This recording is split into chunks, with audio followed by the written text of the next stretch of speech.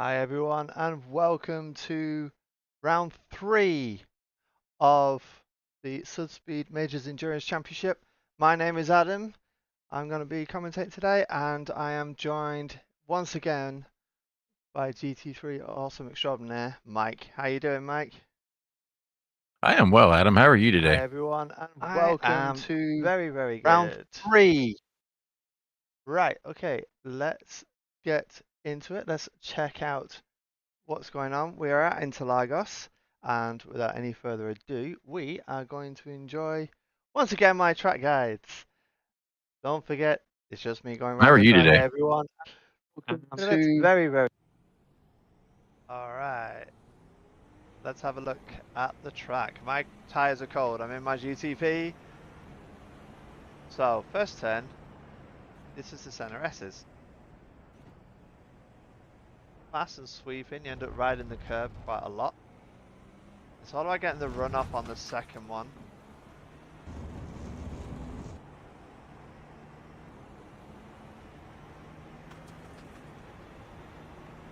So there's the center S's. We're heading down towards the Lake's Descent.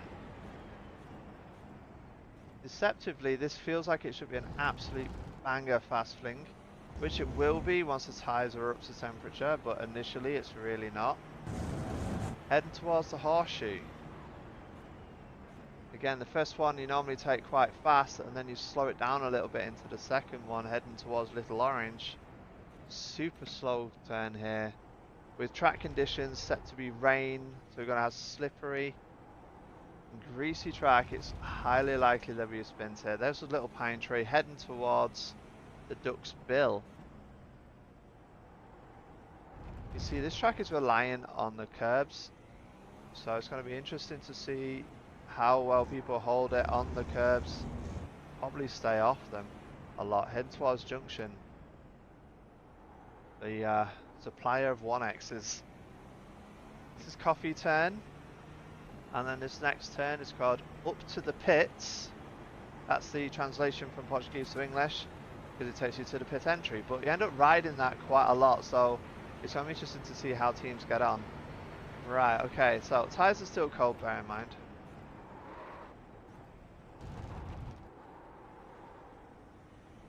But I'm trying to put a little bit of pace behind this now as I work along, just so you can see the kind of battling the GTP is going to have to do with the management of the car.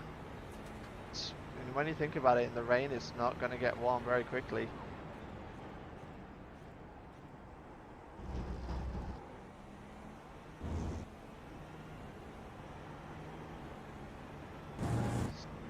Small information, I know you can't see my wheel. I always forget to turn that on, but micro changes in my steering just to make sure I don't spin out. Don't want to repeat a Monza. The little pine tree's been done.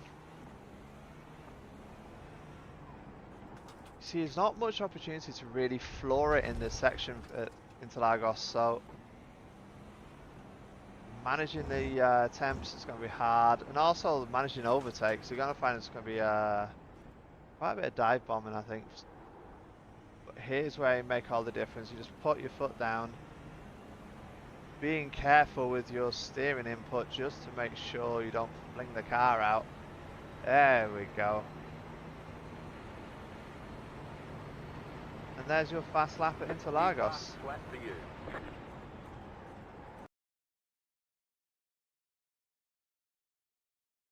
So as you can see, the weather is not gonna be that great.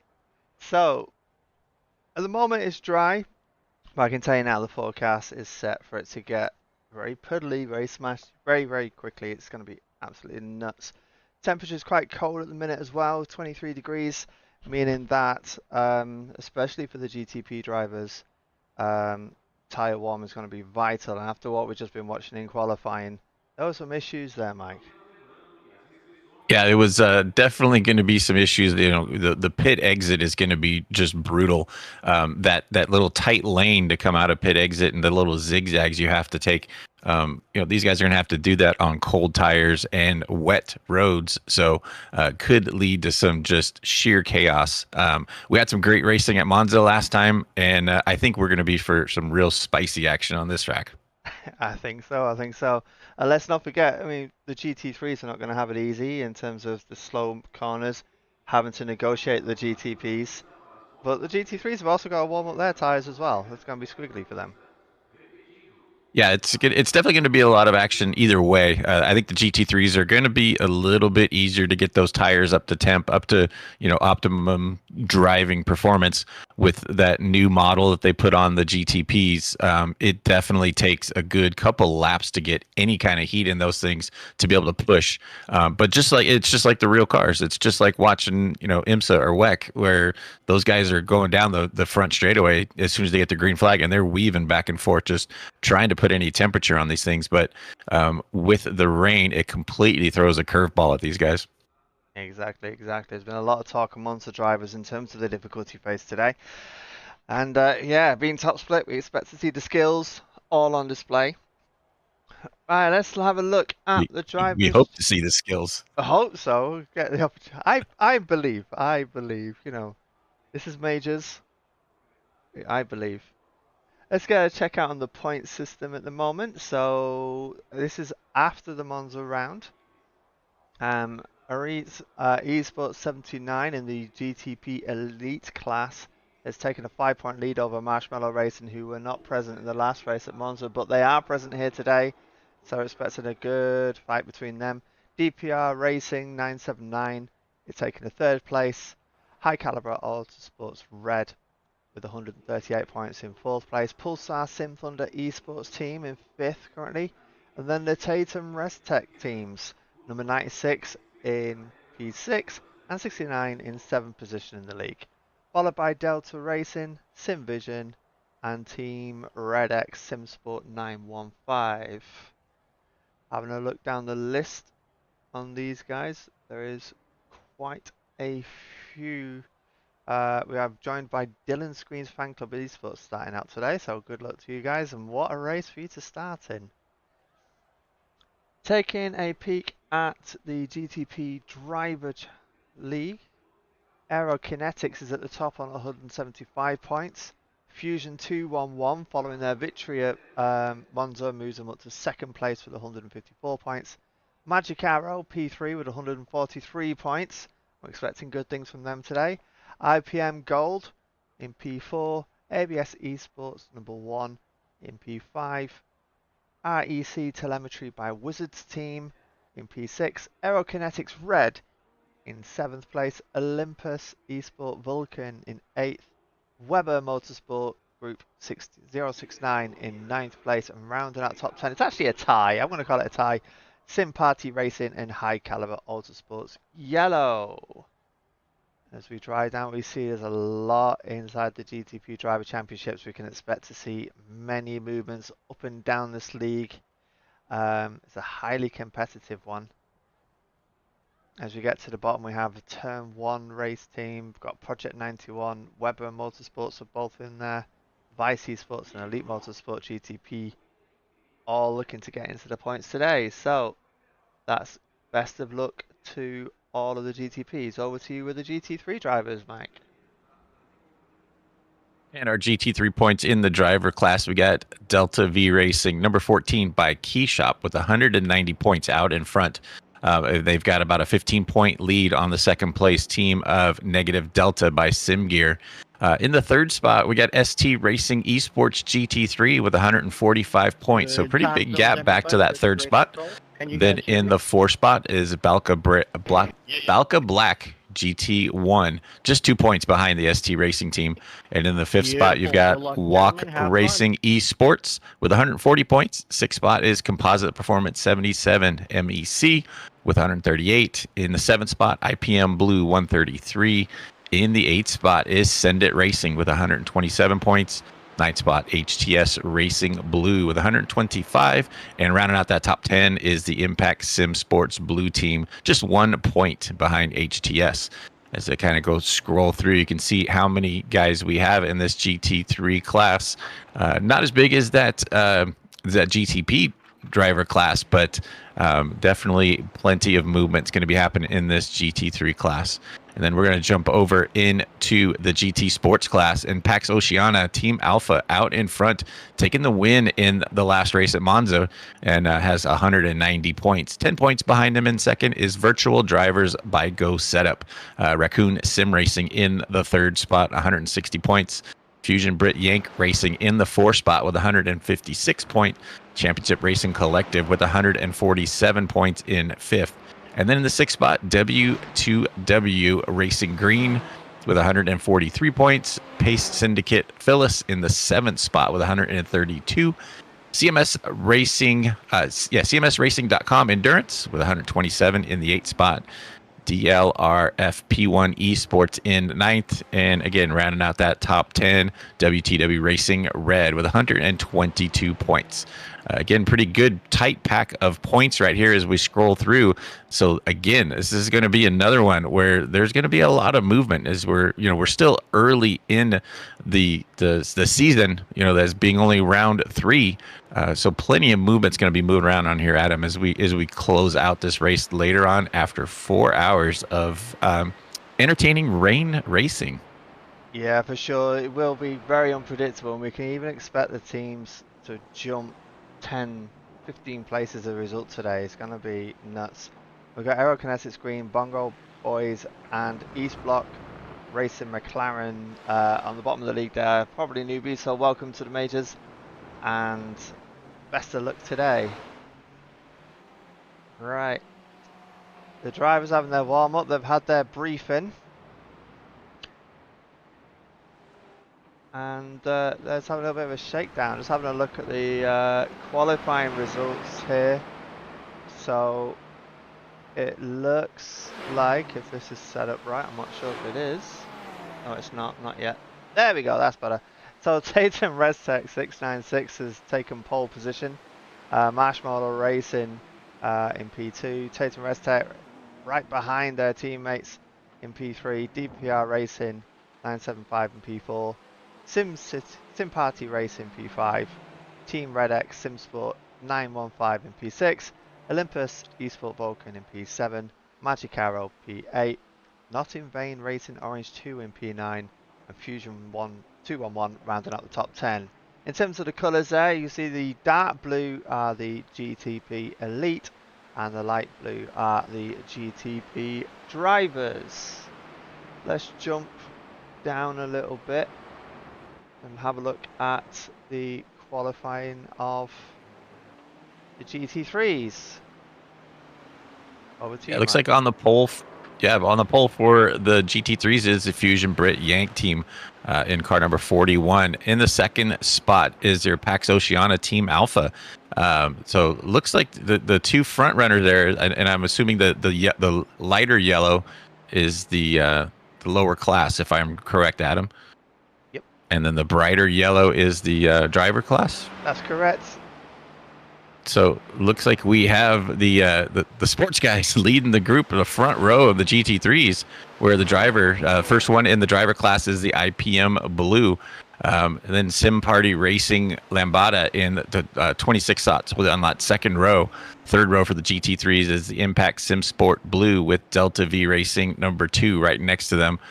In the fourth row is Send It Racing with WTW Racing Red right next to them. And then rounding out your fifth row, Pace Syndicate Phyllis and HTS Racing Blue. So it's going to be a good mix. We see quite a bit of mix of the two classes of GT3s. Really divided up in that whole order of racing there. Yeah, it's really well mixed in. Even among up and down the field, we have that situation. Really exciting to see.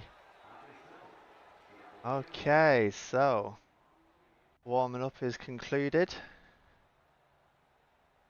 We're getting ready for race time. There's a specific launch area for the drivers here. Good luck. Good luck. Oh, it's so wholesome watching everyone wishing luck. It's wholesome. By the way, do feel free to say hello in the chat. We always love to interact with you guys. Give a shout out to your team. We'll even do a little bit of a an overview of them. If you've got a particular livery, I'm just admiring. There's an orange and blue one over there. Want to do a little shout out to your team? Feel free. And yeah, look forward to hearing from you. We have the broadcast page, we have the protest page up on our screen as well, so we'll try and keep you updated as best we can with the information there. Safety cars are around. It's again the same rules as last time. It's a person-driven safety car. They do show up as GTP, but that's because they're safety car. One thing I want to shout out here real quick, Adam, since we're in this shot right here, you see that curbing right there on that apex. You see that standing water on the curbing. We were just talking about that in the pre-production kind of show, is how much curb you normally use on this track. But these guys are not going to be able to use the curbing like they normally do, especially when it really starts to rain. You really got to have to back yourself off those curbs and really not use them at all, or you are going to just spin out as soon as you hit any throttle on those curbs.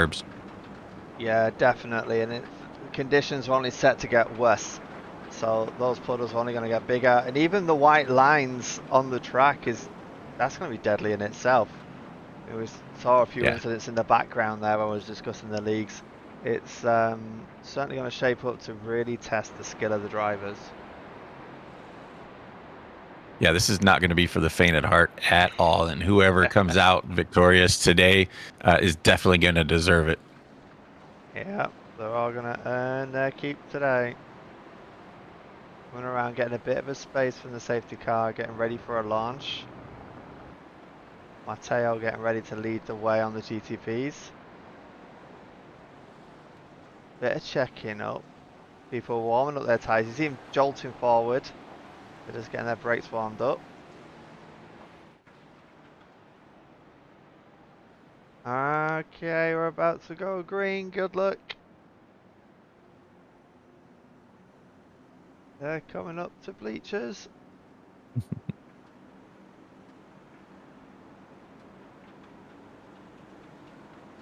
Big gap between these guys, and they've launched. Off they go. They've really got the slip on Marshmallow Racing.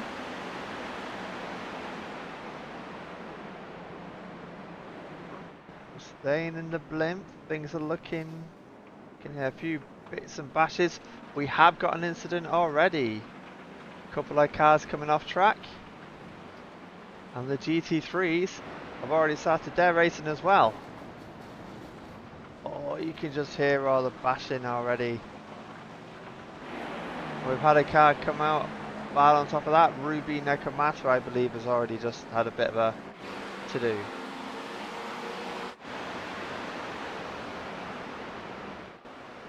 Yeah, lots of action going on right off the bat, but everybody's doing halfway. Hard under braking, almost 3 wide through there, just trying to keep the wheels straight, trying to keep it on the track. As you see, just those puddles sitting on that inside of the curbing there. Guy's doing a good job, and Henry, you're missing a couple pieces there, my friend. A little early, I think we were showing the High Caliber Autosports at the Monza track, but this is not how that car is designed at all. No, this is absolutely crazy things, and unfortunately for Henry, that's going to be a bit of time in the pits. Although, if I do recall, they do have a fast repair, which they can start to use. Just get that back out there. But the problem with that then is this carnage happened with the dry. Yeah. It's only 1 lap into a 4-hour race. A little early to have to use your fast repair. Ooh, that's what happened. The aerokinetics came into Henry and bash. I hate it when that happens, but hey, especially with the grass as well. That's another issue people have to deal with, torpedoes from drivers who are not necessarily in control of their cars at that point. Yeah, it's going to be, one guy slips a tire off into the grass and it's just going to accelerate him. It's not even going to slow him down at all. And that could cause into some carnage with if just somebody dipping a tire off, even on going onto the straightaway, coming into the straightaway into your brake zone, and you just push just a little too close to the edge. it's going to cause some chaos with the braking zone.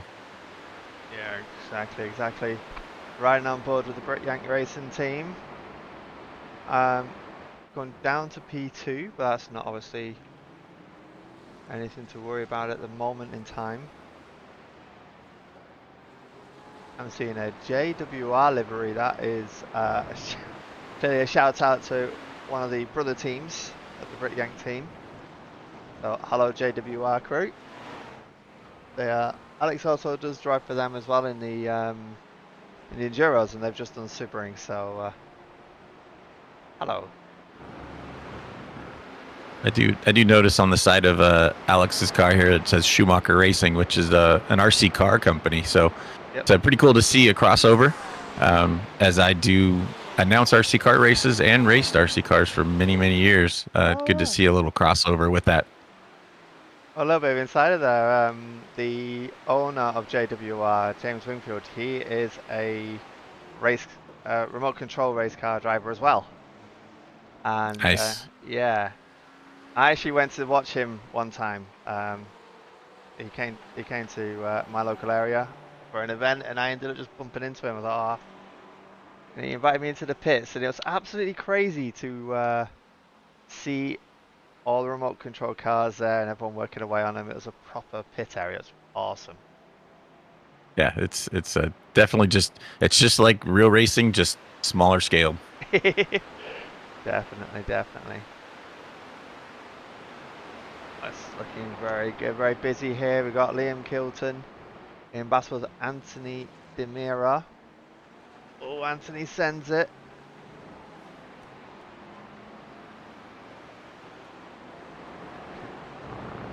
Going 2 wide into Duxville.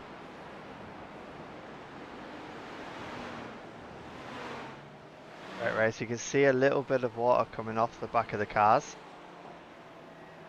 Still not 100%. Just checking the weather right now, and it is very soon. We should have some precipitation, and like you said earlier, it is showing 100% rain until, let's see, 5:15 p.m. So for the next 2.5 hours, it's showing 100% rain. So this is going to get definitely interesting. Looking at the radar, it's going to be starting to rain here probably in the next 5 minutes. So maybe the next couple laps for these guys. It's definitely going to cause some panic for these guys, depending on how much rain comes down, since all these guys, I'm guessing, are starting on the dry tires. I do see a couple guys listed as having wet tires. They could be banking on that rain coming and making it through this stint. So definitely going to be some challenges for those guys to see how that works out for them, and if these guys on the dries can push the limits long enough to make it a full pit stop. Yeah, definitely. I know part of the strategy and the planning and everything here is when to switch from dries to wets. Certainly within my team there was a good conversations about that, and they were practicing weather change conditions. But obviously the hard thing about that, oh, it looks like we've got raindrops already. Because of the devil. There it is. So then the question is going to be, when's the best time to switch? When's the best time to get into the wet tires? Because I mean, we're only 6 minutes into the race and we're dealing with the rain, so these guys are going to be watching carefully. We have the monitor at the top there, so you can see the 5%. That's roughly the precipitation amount at the minute, and obviously we'll expect to see that go up. Yeah, it's really starting to come down, and some of that one end of the track, kind of like by the start finish line area, that's where it's really coming in, where the cars back up to the bottom of the hill right there. But it is really starting to come down, and it's definitely going to change the dynamic of the race, just where these guys are running. I'm really curious to see how, I think the first car that I see that has wets on it is Elvis Bonello in he's about 16th spot right now, but it's going to be curious to see how that North Sim Racing GTP team works out here. Sitting 17th right now. He dropped back a couple spots now, but I really think that he may have been one of the smarter guys on the track. As only 6 minutes into this stint, these guys can run for almost 40 minutes on a full tank. He's going to be going for a good 35 minutes on wets, while these other guys could be trying to nurse around some really odd slick tires or having damage.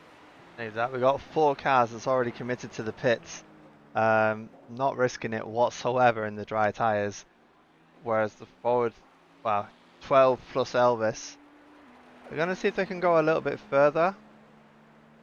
Obviously that increases the dangers. It is possible to get around the track in the slicks for a little while, but people making that safety call. Some GT3s are now coming in as well.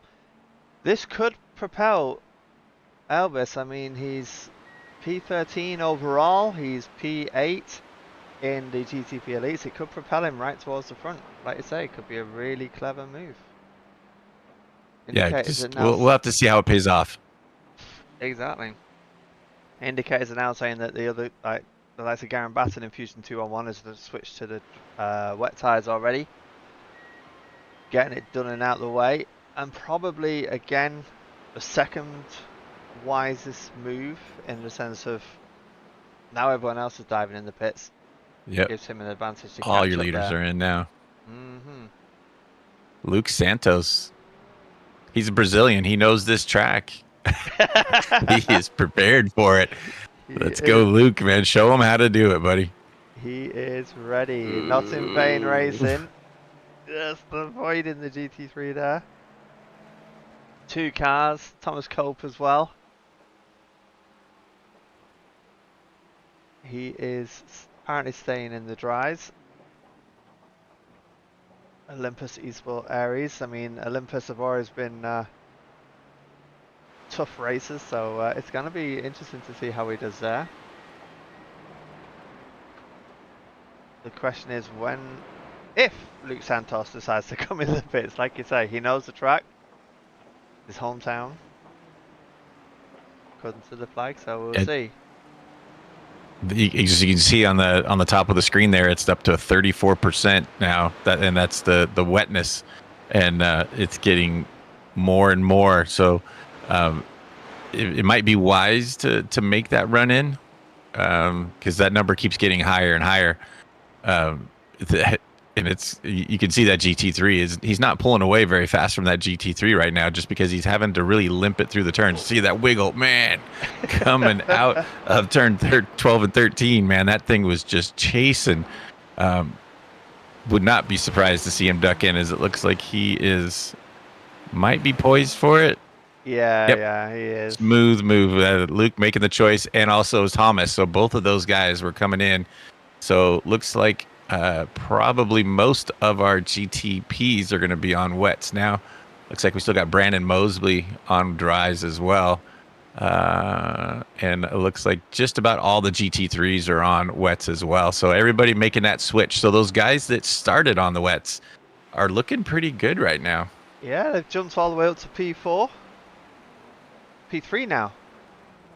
Yeah, good move for Elvis. So clever strategy. It was definitely worth, just because it wasn't completely dry, was it? So it made sense to run the risk of starting off in the wets, because the danger of being dry with the wet tires, it heats up and destroys the tires quicker. But it still wasn't 100%. So yeah, good call, good strategy, and it's paid off really well. Yeah, no, that was a great call on their part. Just wait out. You see that it's only going to be about 5 minutes, 10 minutes, and they were able to, like you said, the track wasn't completely dry, so those tires did not burn down at all. So they should be in good shape now to make it a full stint. So now the question is, your fuel strategy, does that change because those other guys, pit after 7-8 minutes? How does their fuel strategy going to change? And that's going to, now's when you really got to play the fuel mileage game. With it raining, you back up your corners quite a bit, and you're going to try to save as much fuel as you can. So we're definitely going to have to see how that plays out towards the end. I mean, having a brief look at the time in the pit stalls, 20 seconds, 21 seconds. it looks like the majority didn't do a proper full-on pit stop, it's just literally tyres. So I think it's just a question of is it too soon to think about the splash and dash? I mean, some teams more than likely have been thinking about how the fuel strategy will work. I think if anything, it'll just prolong the strategy a little bit. Mm-hmm. Yeah, and you see in the GT3 class, if we jump back to Neb Smith in the 32, there's a whole sorts of cars there. But Neb looks like he was another one that actually stayed out and started the race on wets as your top 5 in the GT3 division. All started on wets, so they're the ones out running front right now. But the rest of the pack is starting to close that gap. But Phoenix Sim Racing number 32. Out in front early. Another one that made a wise choice to start on those wet tires.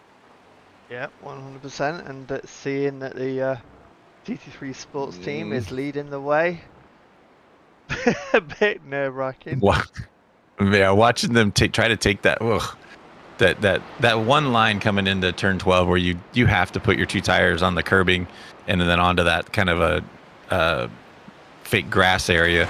That's got to be just complete chaos right now for these guys. Exactly. And let's give everyone a view into what it's like in the cockpit.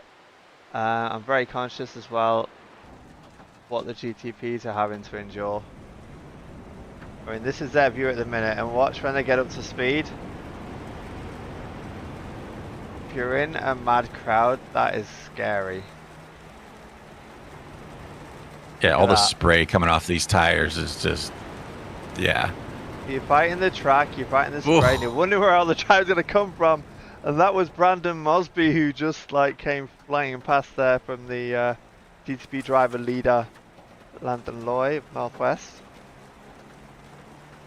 It is so treacherous and terrifying as well when you're right up close, you can't see what's going on very well. And back there, just as Landon came out of the turn 3, he kind of was riding the curb a little bit and got into the grass, and you could hear the RPMs peak as he just touched the grass just a little bit. So, oh man, I've seen a car spun off the track there as he was going by. But yeah, you really got to make sure you stay off this. You have to keep the car on the track. You cannot dip any tires off at all, or else you will end up spinning out. Oh, 100%. And I would struggle with that. I mean, I love using the curbs in this. I love maxing it out. It's weird thinking about some of these turns and saying, keep it on the tarmac, don't use the curbs.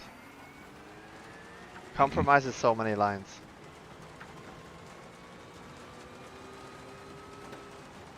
Just gonna jimmy up front here. There you go. So there's going to be times in the track where the GT3s will seem quicker than the GTPs, won't it? Especially in that middle complex. Yeah. Yep.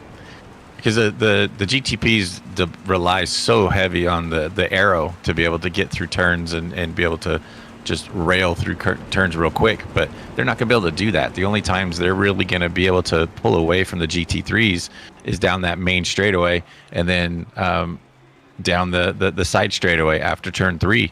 So inside the rest of the field, inside the rest of the track, the GT3s are really probably going to be pretty close to pace with the GTPs.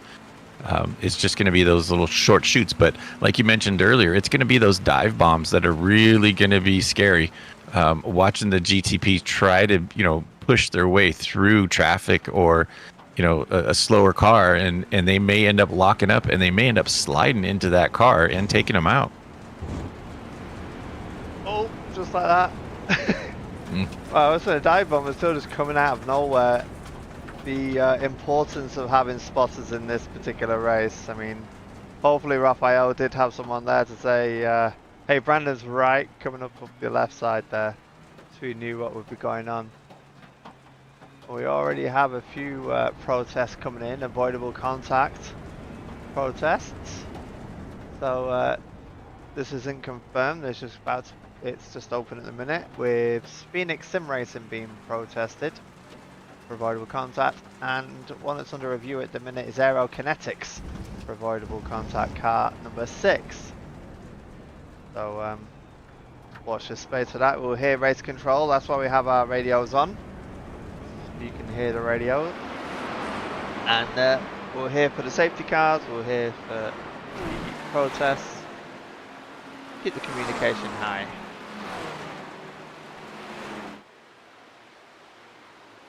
I'd say where's the action, but at the moment it's pretty much everywhere, Mike. Yeah, it's no. I mean, it looks like the closest battle right now is for about like second and third in the GT3 Sports with the Sim Party Racing Echo and the DLRFP1 Esports. That's the closest battle right now on the board, separated by about a half second. But they've got all sorts of GTP traffics trying to string their way around them. But the number 31 of Sim Party Racing Echo in that second spot in sports class. A couple Porsches going at it. But as you can see, you really, like you said, you really need a spotter in conditions like this so you can, the multi-class, those GTPs have so much more speed down the straightaways. And they come up on you so fast, and when you've got rain like this in those GT3 cars, you've got so much spray coming up that you have a hard time seeing in that rear view mirror, and you may not be able to tell when somebody's coming up on you at speed. Oh, wow, that was closer than that inside. That was close. We have a GTP battle raging at the minute. Between Landon Loy and Caroleo have taken them rest step, but at the same time there's a big fight happening in the GT3s. Whew. A lot going on at the minute. Yeah, we've got a couple of GTP drivers having to work their way back through the traffic. So they're not getting blue flags even to say they're being lapped. So that adds to the mix, but hopefully the spotters will be keeping everything in check. Even the iRacing spotter will say, well, should be saying they're not getting the blue flag to get out of the way. Well, not fair, get out of the way. That lap car is coming. As you can see on the track map, everybody's really spread out right now, so that's makes it a little easier. But I think that the rain does help a little bit with separating the cars out on that first lap, because a lot of times, that first 5 laps or so, when the first wave of GTPs come around, it's like 10 or 15 of them come flying through the GT3s. But having the rain, it actually separates them a little bit, so it's not as aggressive when they come to lap them the first time. As we're back up with Henry in that high caliber racing, looks like you got the front end fixed on that. Back out on track, use that fast repair, and hopefully they don't need to use it again. No, but Henry looks like he's in good control there. He did a good overtake of Higo Oliveira from Delta Racing. So yeah, keep it up, Henry. Hunting down the cars in front, which we've got Antti Tuominen and Garen Batten, who are currently locked in a battle within the GTP Driver Championship, fighting for P7. Ferrari versus Acura. Good and run the there. Ferrari getting the better end of the deal there. Yeah, Antti certainly had the better run, and better to keep the car safe. So Garen didn't contest it that much, but he has got Henry on his back now.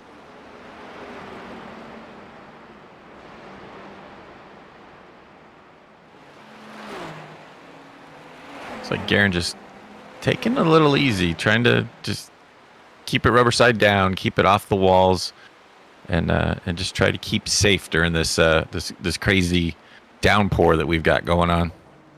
Yeah, definitely. And what you'll find, a lot of teams will ensure that their rain specialists will be getting all warmed up and getting prepped. So I know some drivers here will be sitting here really not enjoying this moment in time, but it's good that these drivers are getting their stints, getting it done out of the way and handed over. Pretty sure Garen will be thinking, can't wait to pass it to his teammates. Who is it? Ed Shelley and Tom Guest. He'll be thinking, give the car to Ed. I'm sure. Yeah. Am I out of fuel now? Come on, let's go. Let's go. Exactly, exactly. I'm actually going to mention something that that the Fusion team shared with me when I was chatting with them earlier in the week. They're trying not to get distracted. If you see just above the steering wheel on the left-hand side there in the windscreen, do you see those eyes?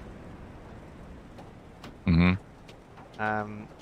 Well, they look like eyes, and they just keep thinking that that is Shaun the Sheep. So Just a reflection of something up there.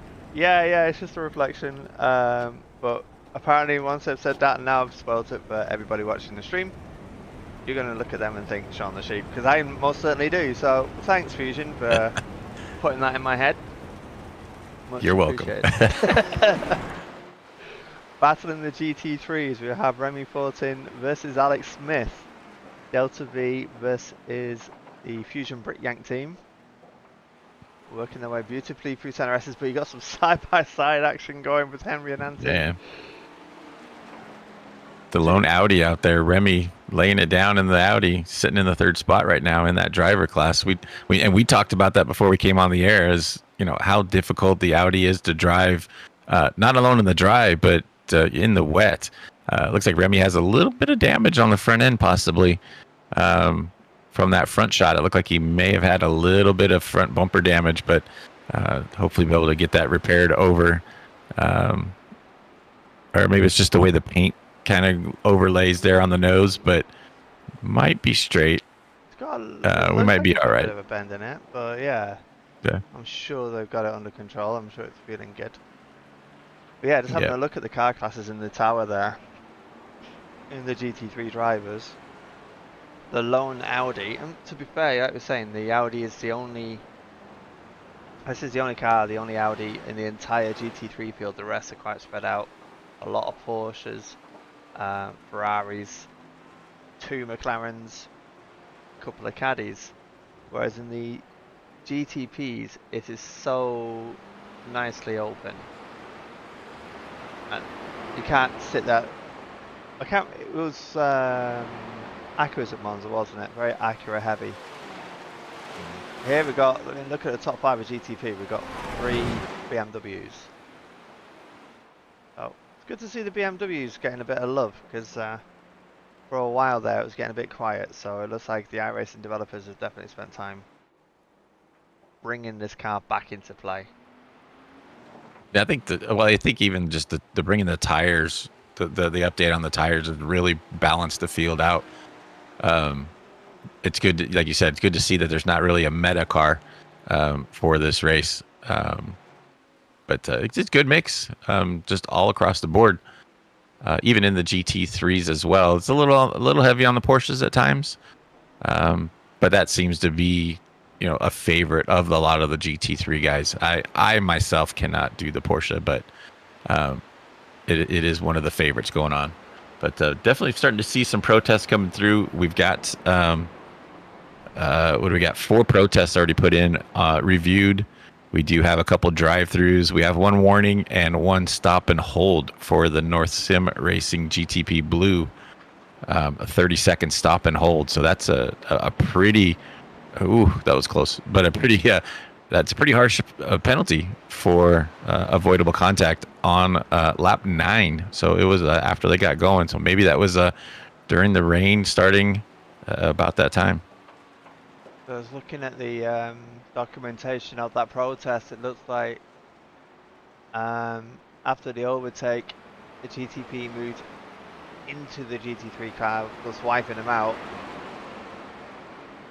It's unfortunate, but yeah, 30 seconds stop and hold.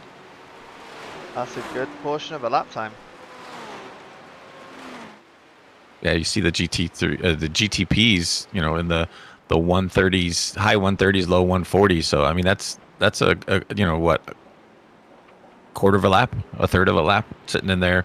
Well, if you include the whole drive through the trundling down the pit lane, that's a good half a lap right there.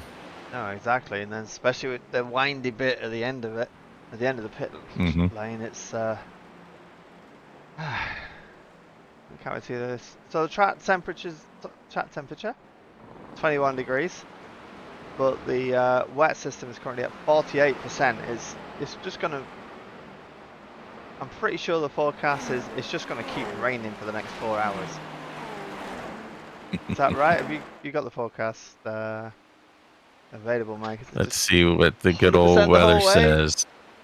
100% until, let's see, 5:15 p.m. Is what the track is saying right now. So it is coming up on 3 o'clock. So for the next 2.5 hours, it's showing 100% rain.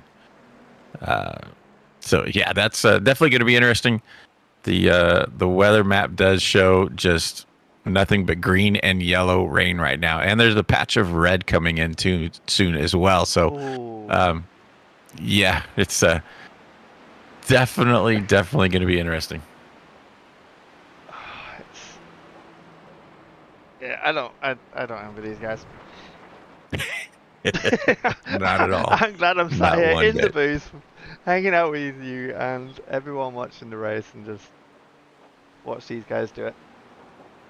I mean, like I say, I'm not alien to the rain. I did the rain stints at Daytona, but I just want to put my foot down, especially nowadays with the GTPs being as they are. Even if you put your foot down in the dry, you can go flying off into the wall. So, yeah. I think the first pit stop is going to be a true sign of what if these guys are prepared for it. Especially if they keep the same driver in the car for the after the first pit stop. He's going to be used to warmer tires, used to those tires already up to full temperature.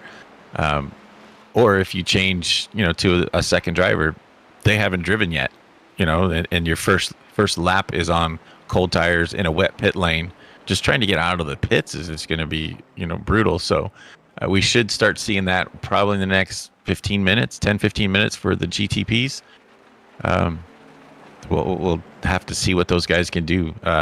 GT3s, we'll see them probably at the top of the hour, because they can go a full hour on that tank usually, especially in the rain, because they're going to be backing up those corners. And we see the 15 car go sliding off the track there. That braking zone, that is a pretty hard braking zone. Higo in the Delta Racing just locked him up, and luckily he was able to stay clear of anybody else, not run into anybody, do any real serious damage. Just do a little runoff, get back on, and not lose too much ground. No, exactly. He used a nice sort of space there. Good decision, and just use the space allowed. And good safe rejoin as well, picking not to go across the grass there. Got a bit of GT3 action. Alex Smith making the moves, trying to get past Brett Akey. Late dive into hit, taking advantage of Johnny Ogden as well. Great drive. Great drive for the Future Brit Yank Racing car number 41. Getting the job done, a double overtake. I think he's going to be sitting there going, that was nice, I love that one. Yeah. Just like I drew it up. Yeah, totally meant to do that. Which means there's a bit of a battle raging behind now. It looks like Johnny's just slipping back a bit as Brett Akey is making his way through. Bit of a train happening here. I'm wondering if he's dropping back a few places, isn't he? Oh, it's because he's being a lap car, probably just not interfering much. Yeah, and it's interesting to note that the front of the GT3 class, the overall leader is Negative Delta, which is our GT3 driver class. They are leading GT3 overall right now by 15 seconds over the number 119 of Delta V Racing as well. So the GT3 drivers are showing the way right now. So your top two in overall GT3 are those driver class cars. So good to see those guys laying it down right now. Comparable lap times to the sports guys. And we'll see if they are able to hold on to that. As we know, at At Monza, we had that Pack Oceana team from the driver class take the overall in GT3 as well. So the driver division might be the harder one to get through. And when you consider how big that league is as well, in comparison to the... Oh no, GT3 Drive is smaller than the GT3 Sport. Yeah, the GT3 drivers are the more experienced, in theory, the higher rating than the GT3 Sports, but... Is that right? Yes, it is. So they're doing a really good job, they're putting on a really, really good show. I'm just having a look at our incident list here. It looks like Elvis Bonello had a crash in the GTP, so they're unfortunately in the pits for a bit. Let's actually jump over that and let's have a quick look. See if we can see what happened there. It's coming down into the center S's. I have a horrible feeling about this. Oh, he missed the break point and unfortunately straight into the wall, nose first. Oh, and you can see he's wiggling his front there. He's lost suspension on his front as well. One tyre is in the air. Eek. And Thomas Cope has also come off. So the two drivers who did the front run, this is Olympus Esports. It looks like the same corner. Yeah, same corner, but hitting the right front, which obviously affects the suspension. He is still driving though. He's still going, so not as bad as poor Elvis. So Elvis is going to have to tow, and that's going to be a pretty lengthy tow, isn't it? Yeah, because that was early on in the lap. Tough break for Elvis as he, as we were giving him the kudos for staying out and starting in the race and on the wets, getting a good jump on the rest of the field in this first session, but tough break for him having to drop back. Got a YouTube chat from Mr. C saying Walk Racing making insane progress with absolute no front end on the car.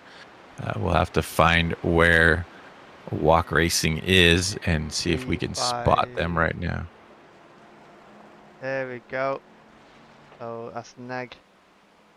Mihai. Mixing it in there. Wow, yep, okay. Yep. Definitely. It's a little bit extra downforce there because it's there's nothing there to push the air around, so it's just kind of like driving a brick right now. Meng in the Walk Sports number 79. I mean, fair play. Make sure we don't go to the weight scales. Yeah, we don't want to go through the weight scales right now. Oh, getting a little love from a Beamer back there. No, exactly. But look, hang on. Nice. So just having to be careful negotiating with the GTPs around as well, and it looks like he's getting held up a little bit by Brett Aki.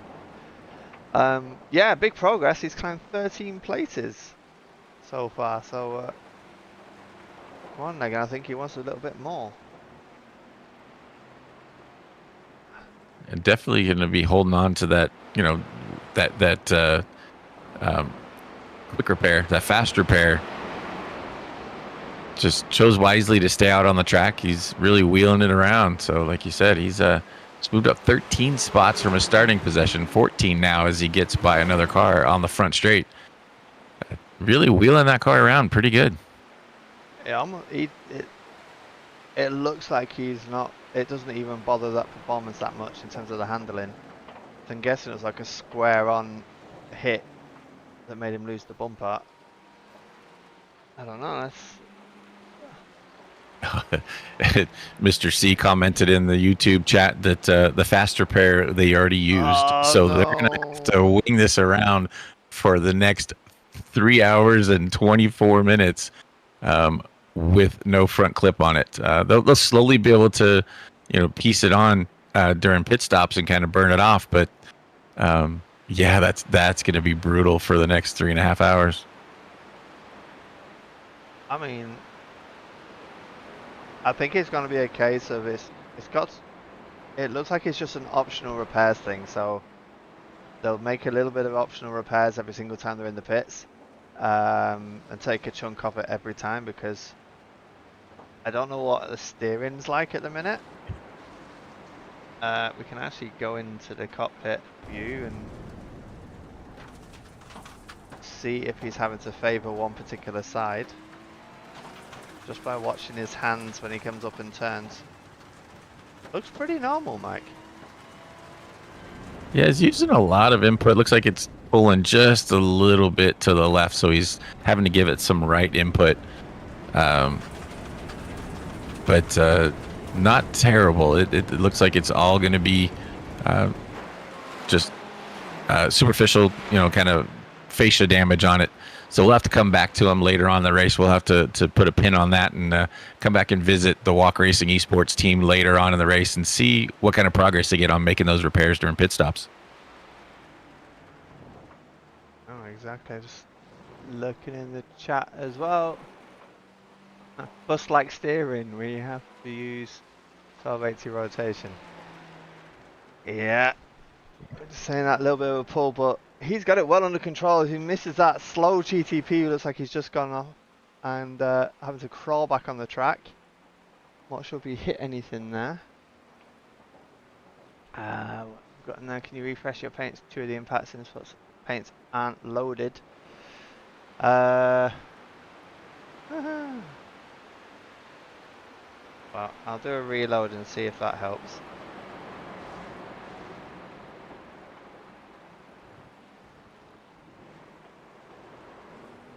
Right, give it a sec. It's updating. Ooh. Oh, the Brit Yanks losing it through there. The Brit Yanks have had a bit of a moment. They still hold on to P2 though. They had a good advantage over the virtual drivers by Go Setup team. But they're going to be needing to reset their minds quite quickly. And that actually makes another spot up for Neg overall. 15 spaces. Let's see if we can catch what happened there to Alex Smith.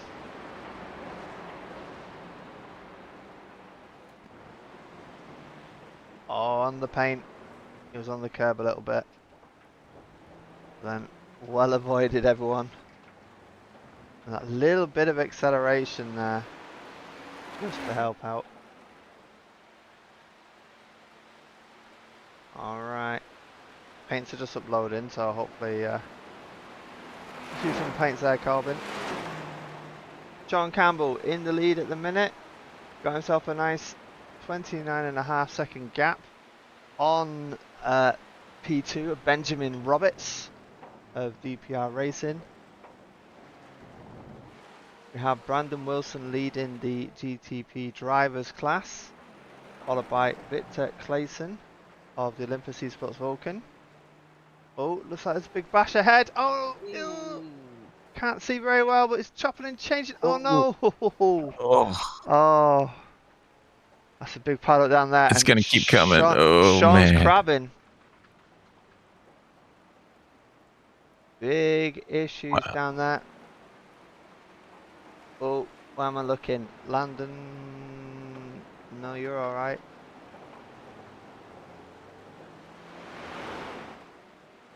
That was crazy. Just like out of nowhere, it looked like somebody may have just dipped a tire into the grass and just cut straight across in front of everybody. We've got a few cars having to go into the pits. I'm just trying to see if we can get back down there. We're riding on board with Alex Smith. Oh, he's lost it again.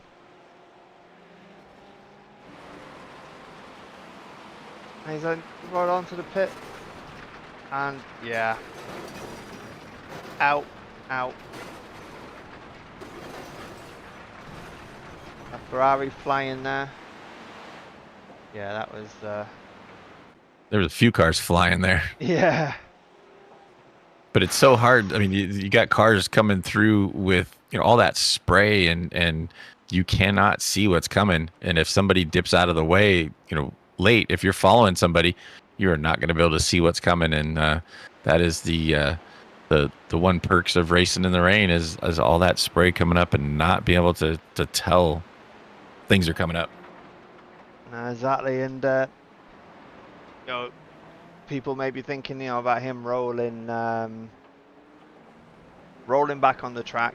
You've seen there his brakes were on. He was just at the mercy of the track. Yeah. And Alex is the kind of driver, I'll quite happily say, he is the kind of driver who is very conscientious on that kind of thing, who will be putting the brake going, stop, stop, stop. You can't help it, you know. It's not as though you put your Yeah. brakes on and magically stop, especially when it's dealing with the wet. So, and dealing with the inertia bouncing off a wall. So, it's kind of changed things around a little bit. It looks like Marshmallow in the pits right now trying to get that repair made, and on their way out using their fast repair, and it dropped them down to the 7th spot overall, 5th in class. So dropped them quite a ways back in the field. Looks like they are about, what are they? 5 seconds off the ball. Yeah. 6 seconds now, Yeah. scoring. Some paints are still reloading. Corbin, thank you for trying. Yeah, no worries, mate. Want to make sure we get the best experience. Arca Yeah, brakes Sean, moment. that is correct. Definitely. Anybody who Definitely. knows Arca brakes do not work. Yeah. Oh. Well, I'll just have to climb all the way back up and do it again. So that's put Benjamin Roberts on the lead at the minute. From DPR Racing number 979. With Tatum ResTech number 696 chasing 2 and a bit seconds behind. You just see him just flip in front of our screen there. Ferrari coming out of the pits as well. I think a lot of faster pairs are about to get used.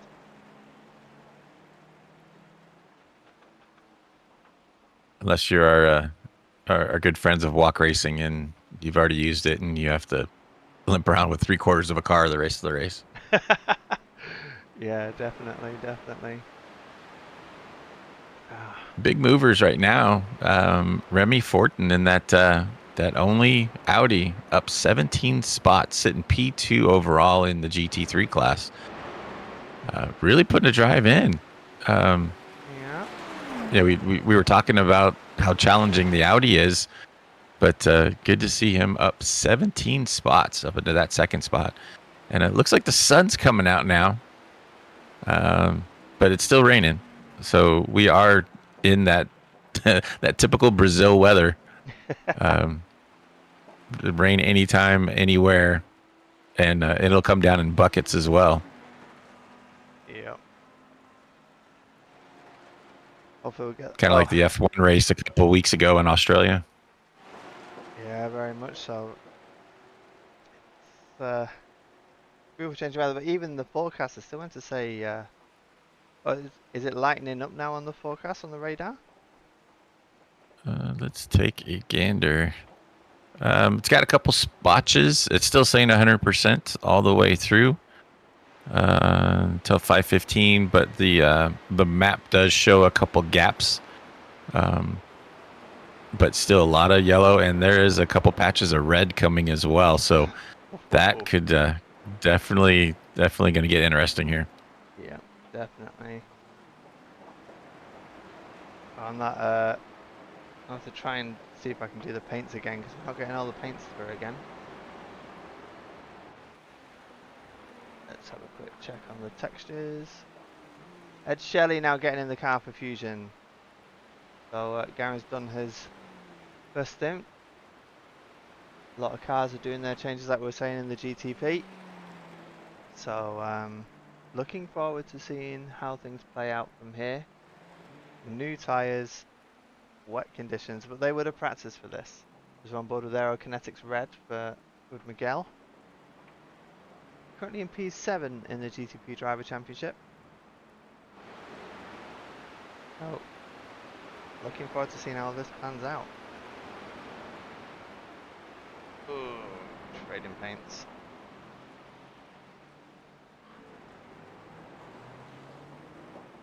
Corbin, what have you got me to do? It's not your fault, Corbin. I'm in my own session and I'm able to see the correct paint. Oh, that's good. But it looks like you still don't have it. Still loading.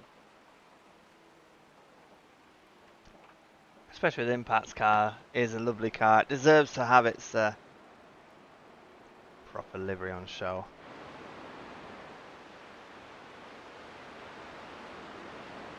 Having a look at the process, we have a new one just put on there.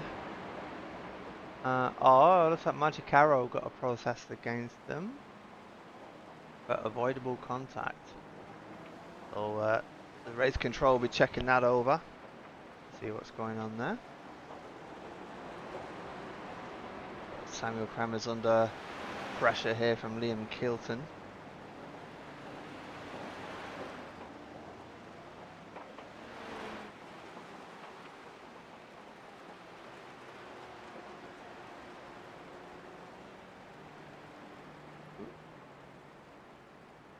Couple different classes there running the sports and the drivers, but Samuel leading the sportsman class, the GT3 sports class in that 337 Porsche. Ooh, as you see Liam putting the tire off in the grass right there. I could just hear it, yeah, man. It's like fingernails on a chalkboard. You're just waiting for something to happen. Yeah, exactly. It's a terrifying moment, isn't it? But you know, Liam's going to be bringing it. So this is exciting to watch.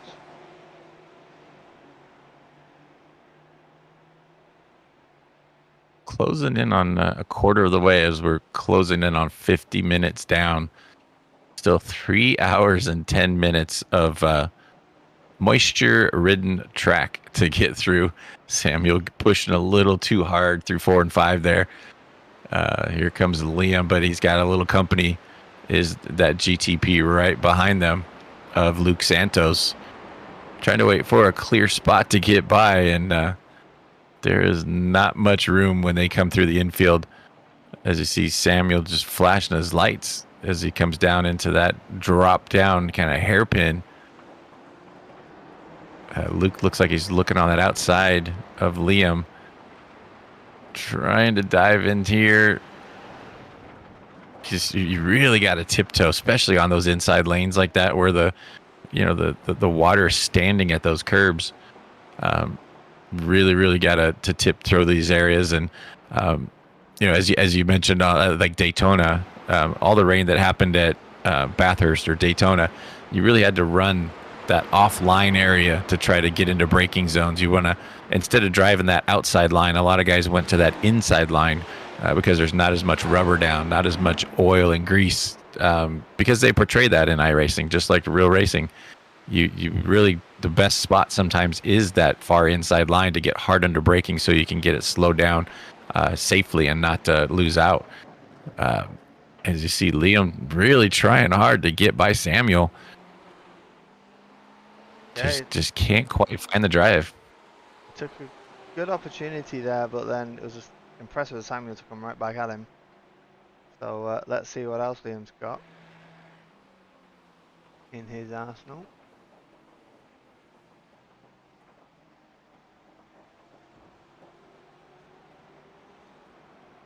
It looks like that. Looks like we've had a couple Arrow, warnings. Yeah, warning. Magic Arrow. Pax Oceani's also had a warning for an unsafe rejoin.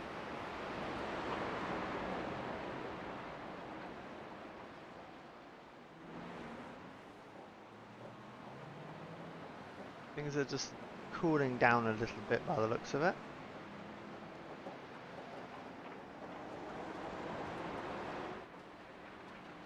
Let's see if I can get these paints back.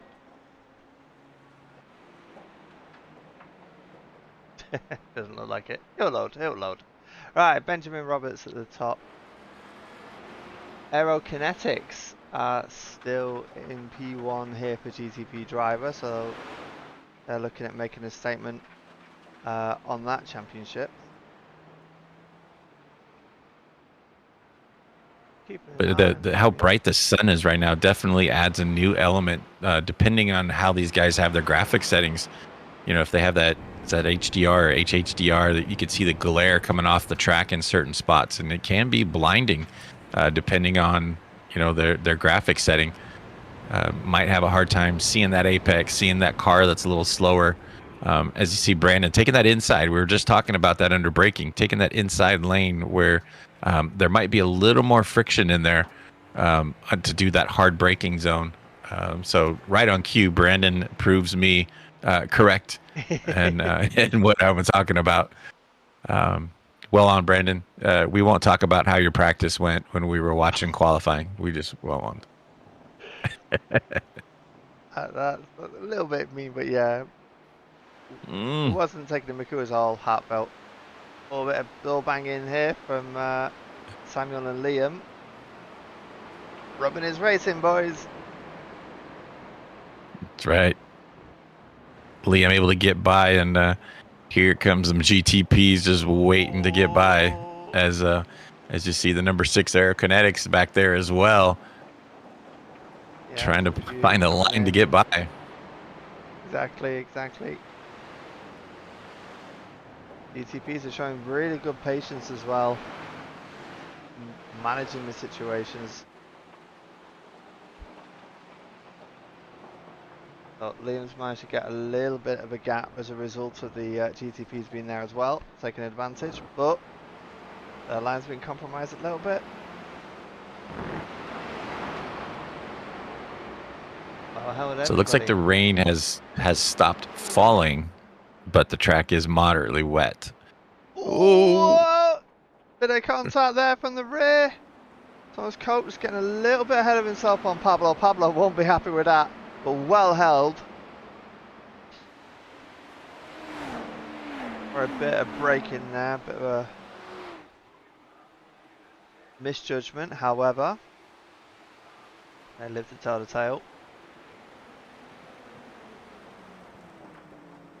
And just as I say the stop raining. You cursed him, it's the commentator's curse. Yep. 60% rain right now. That it is coming down in buckets right now. So that's this is gonna, if that percentage is correct with how much it is falling, it is definitely gonna change things up more. Because earlier I did not see it climb that high. So this could be one of those heavy cells that the rain was. Yep, this is one of the red ones that's coming through. So we'll have to see how these guys fare, which is this heavy downpour that's coming. Yeah. Another what's coming right now is Tatum Restex, Matteo Arucci taking on Benjamin Roberts for the top spot. So this is a battle for overall lead.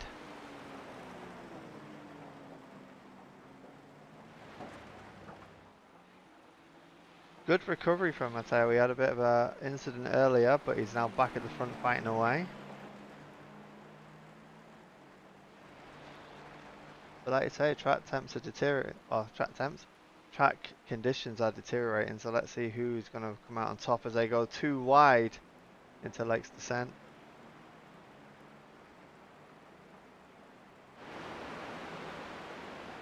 Smooth overtake. Yeah, good job. It is no easy feat to get past anybody. I mean, even in the dry, this track is fun in the dry. It's iconic. Doubted is one of the best F1 races almost every year. Every season, this track is one of the favorites for everybody. Always gives out good racing, and this is definitely showing us why it's so good. But even in the wet, it's going to be even just more treacherous. And driving for an hour in the wet, you're on the wheel the whole time. You're trying to stay focused, but for as much action as these guys have out here, there's 45 cars on the track right now. That is a whole lot of action. There's no rest at all. 100%. So many variables today, and we're getting up towards the hour, which means the GT3s soon will be looking at pitting. And yeah, good point. How many are going to want to stick it out and do 2 hours straight of this focus and concentration, and how many are just going to get chop and change? Because the driver swap time, about 20 seconds, isn't it, is within that window. So it is possible to change drivers if they wanted. Yeah, definitely going to see the GT3 strategies here as Moritz seems to be missing a part on that Marshmallow number 5. They were tied up in that wreck earlier. Oh, wow. That is So some rear end damage there. we come to Moritz at just not the right time. So a little bit of extra, potentially a meatball there. That was quite a substantial hit. Moritz are going to head back to the pits. There's a massive battle. Benjamin caught up and overtook Matteo for a minute. Then Matteo came, took it back. Big fights happening.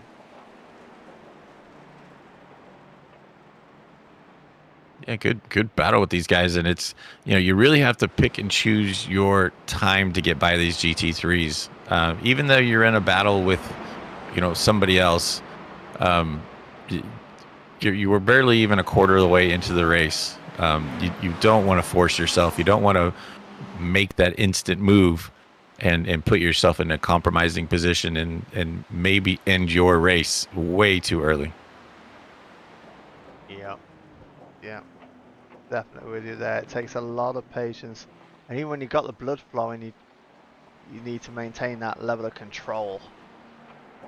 And from a GTP driver perspective, sometimes that just goes out the window. So It doesn't matter what you're racing. You could be racing Formula V's, and it never it's hard to let up like that. Valid point there. Just having a look at a bit of a battle. Bryce Roberts and Hayden Young. That's Fusion, Too Fast, Too Furious. And who's that in the GT3 drivers? Send It Racing. It looks like Send It Racing are wanting to, but Bryce is holding on.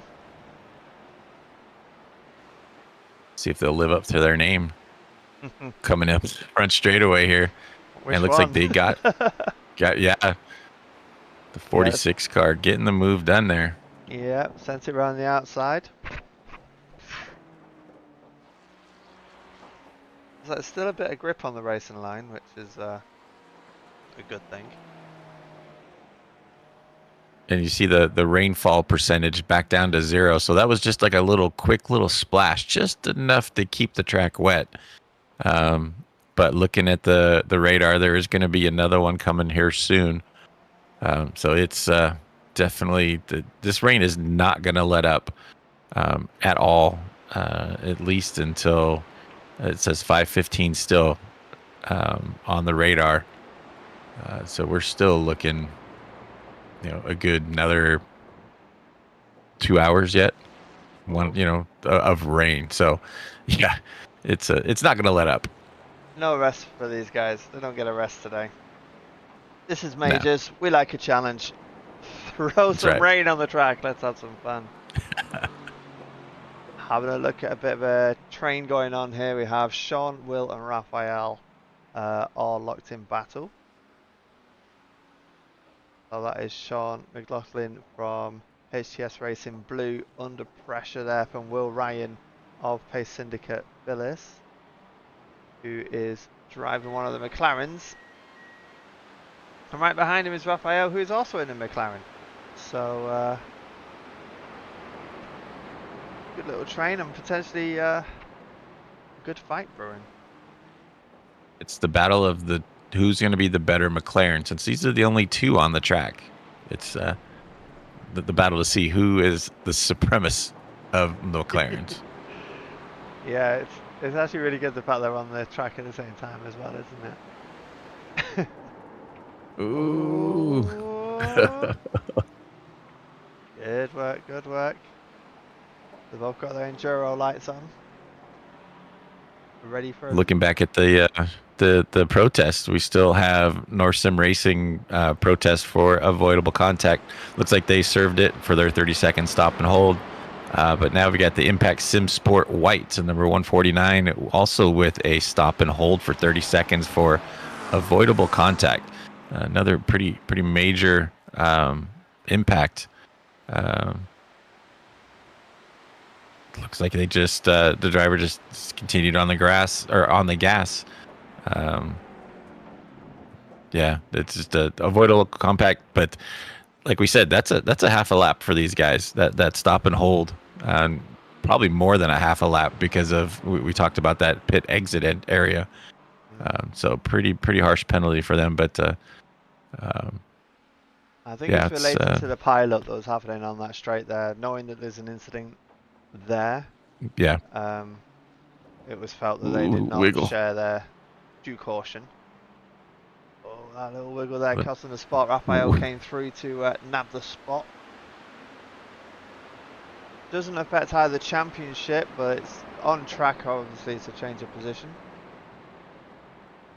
Having a look at the big movers, and it's again another shout out for the noseless walk race in esports.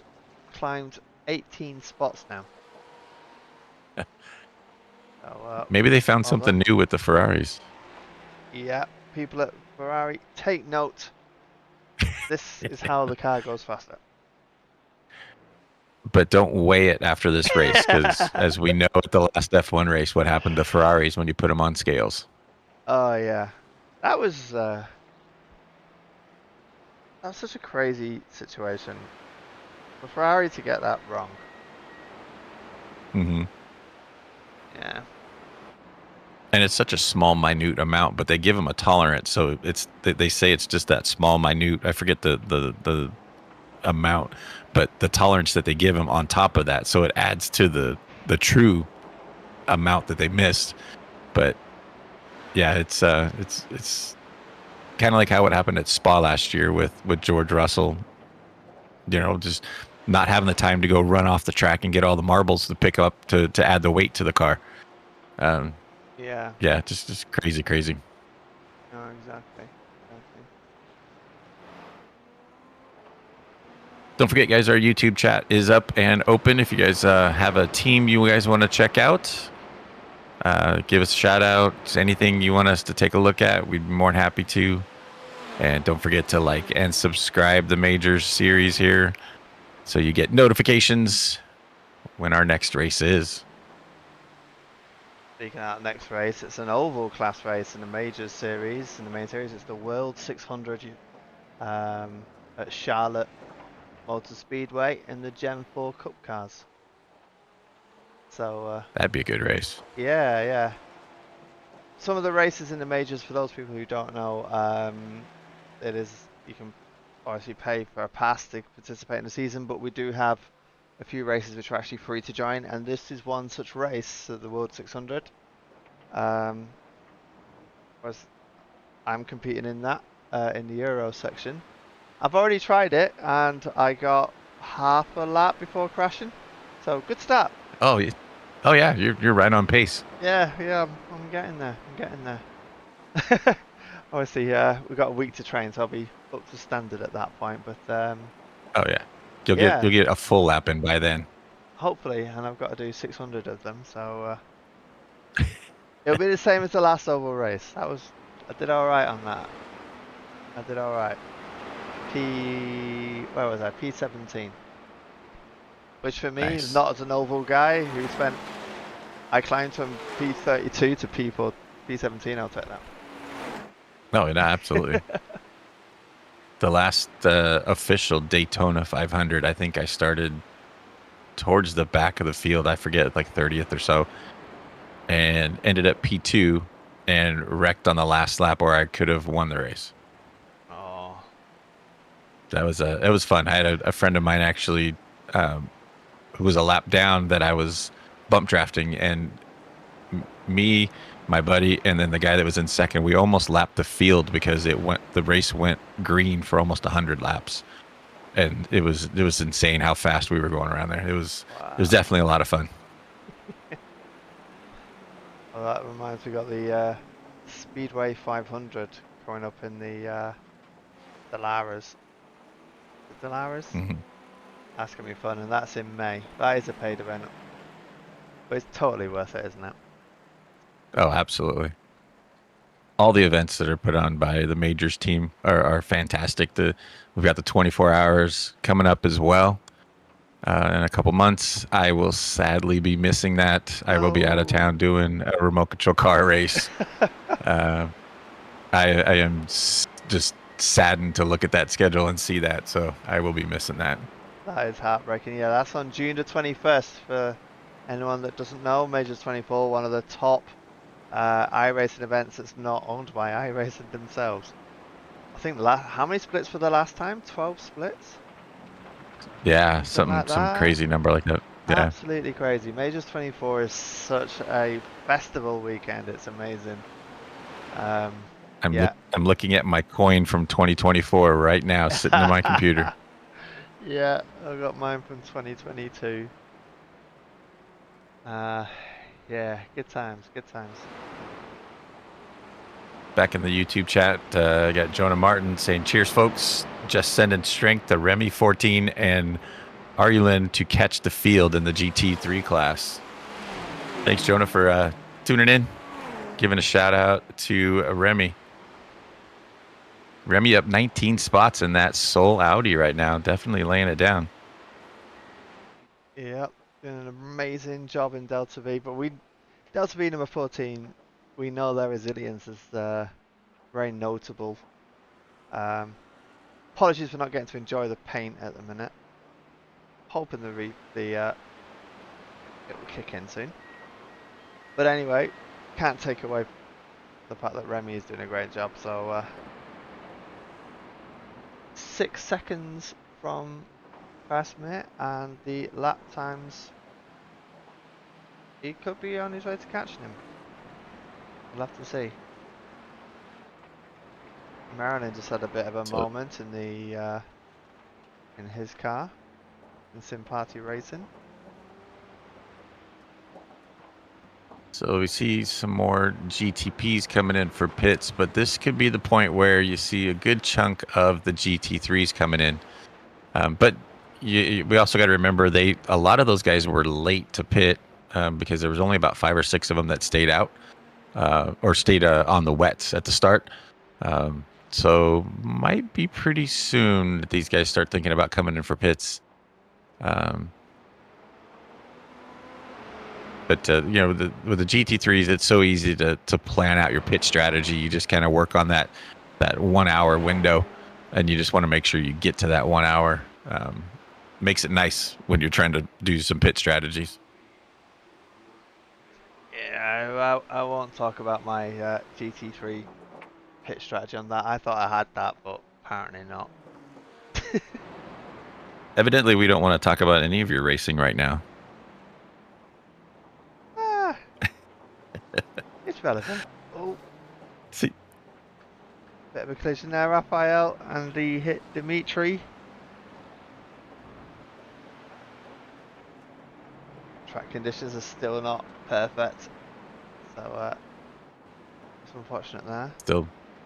still moderately wet, 0% rain at the moment, but there is a pretty big cell coming right now. So just as I make comment of it, I see more raindrops coming down. So, man, this is 2 races in a row, Adam. That as soon as I've called something out, it's been happening. So I am looking so good right now. Exactly. It's like you just know. It's like you're actually there. Yes, I'm broadcasting from pit lane. You are there with your brolly out, with your hand outside, just reacting.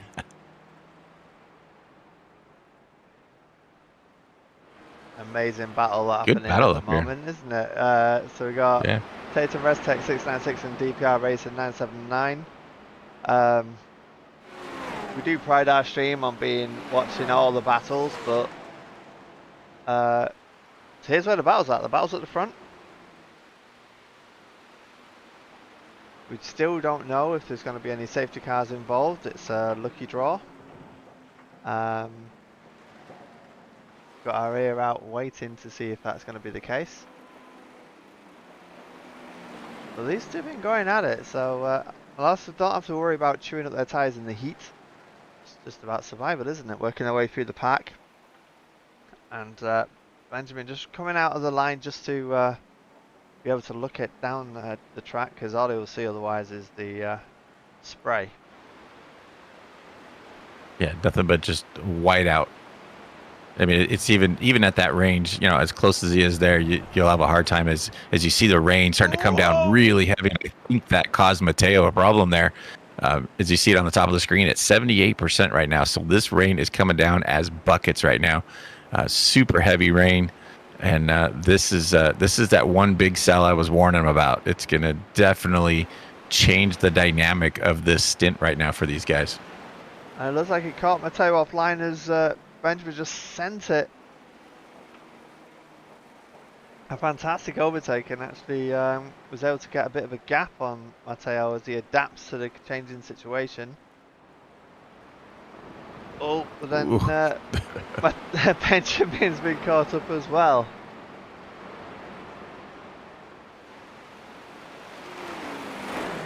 Mateo having to work alongside Miriam. Whew. Oh, Benjamin overshooting turn one. Oh, and lost his nose. Is it still drivable?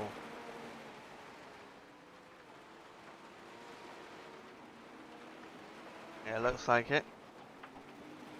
Oh, no, I'm just looking at that right front. No, he's struggling.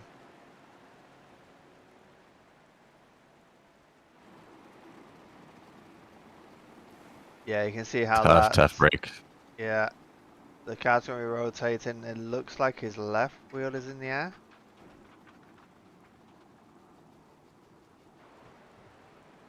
That's got to be insane to be controlling right now. Yeah, but he just seemed to push it just a little too hard. As you can see, some of those puddles are just massive coming up that straightaway there. You know, he made a great move right through here the last time by, but coming down into turn one, he just did not take into effect how heavy that rain was coming around. So tough break for Benjamin. Then you look, he still has his fast repair. If he drives this right, then it means that oh, I'm just going to jump over here. It looked like there was a bit of a situation, but nope. This is actually, yeah, as long as he drives it home safely, this is quicker than towing. No, absolutely. So kudos to Benjamin for bringing it home. Get the spare car out and off we go again.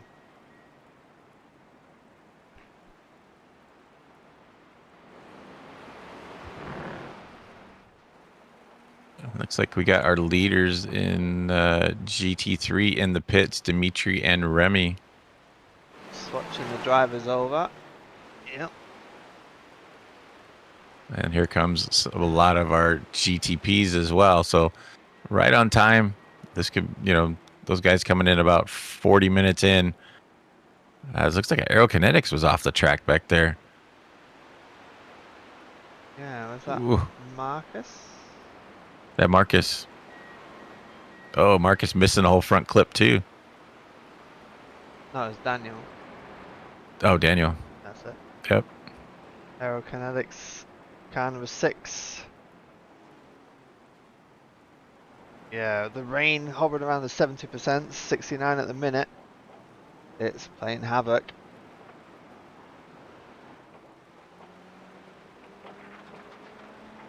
This is definitely going to be survival of the fittest here. Yeah. I agree.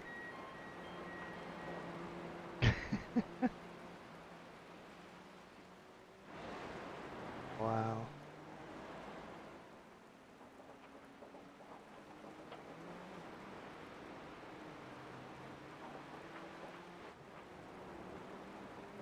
So Totem Restech are looking quite comfortable. They're having to really nurse the car because now they've got cold tyres. This is what we were saying before, wasn't it? Cold tyres in the proper rain condition. You might find a few GT3s like, overtaken. Yeah, it's like being on ice is basically what it is. And you can see in the lap times as well. I mean, the the 26 car, Tatum Res, with Pablo on the wheel. 142 last time by. These guys were turning 135s, 136s earlier on, and all these guys are in the the 42s, 41s. Still doing a great job, but jumping into the pits now. So Pablo was on light fuel. Now he's going to be coming out on cold tires, so we'll have to see after his pit stop what that looks like. Yeah, exactly as Henry assumes the lead of the race. I mean, we'll be expecting him to be pitting in the near future. They've done the best part of 40 laps on these tyres, which is impressive. Let's see what happens when Henry gets around. And look who's at the front. Let's go walk Up 25 racing. spots. That's right. Neg doing a great job. Yeah.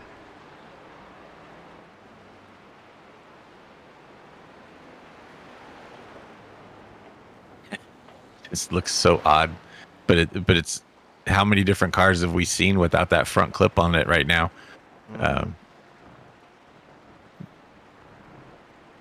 Man, every time anybody pushes that curb out there, I just wait for it just to chase around. But man, that track just looks treacherous right now.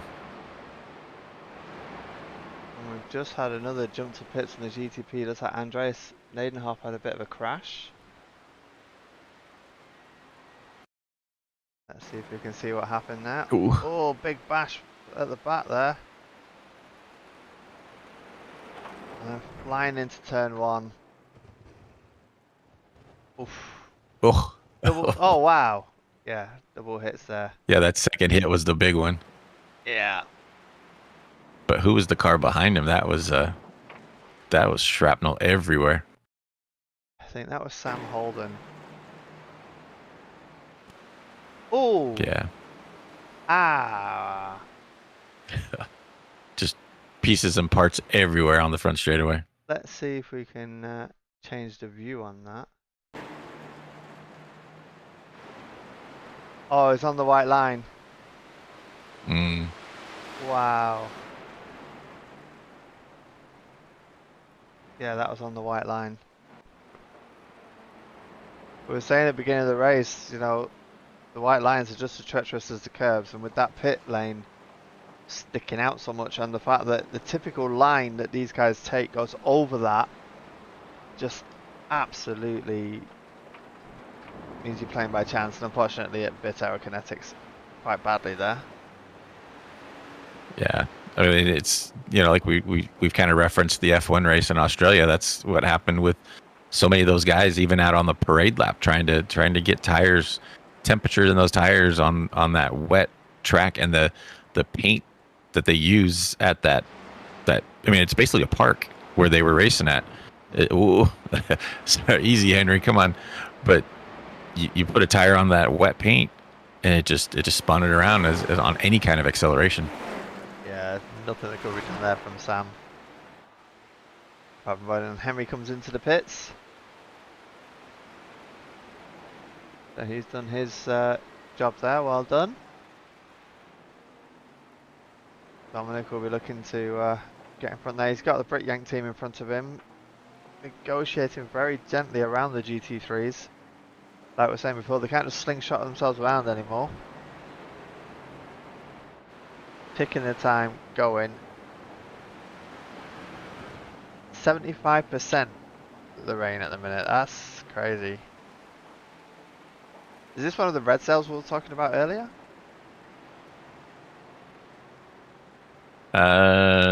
Looks like it's just a lot of yellow cell right now. It started off as red, but it's just a big, thick yellow cell right now, and it looks like it's going to be lightening up quite a bit, as the rainfall. But we're still at 100% for the next hour and a half. But the track the sun may be out. It may be. Well, The sun may come out and it may not be precipitating anymore, but the track is still going to be soaking wet. We just had a bit of an off track there from Rafael Ricker of ELR FP1 Esports. Looks okay though.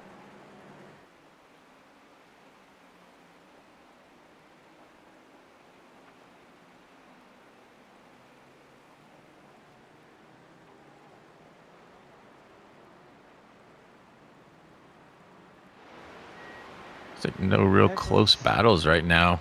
No. Everybody's kind of spread out in divisions. Yeah.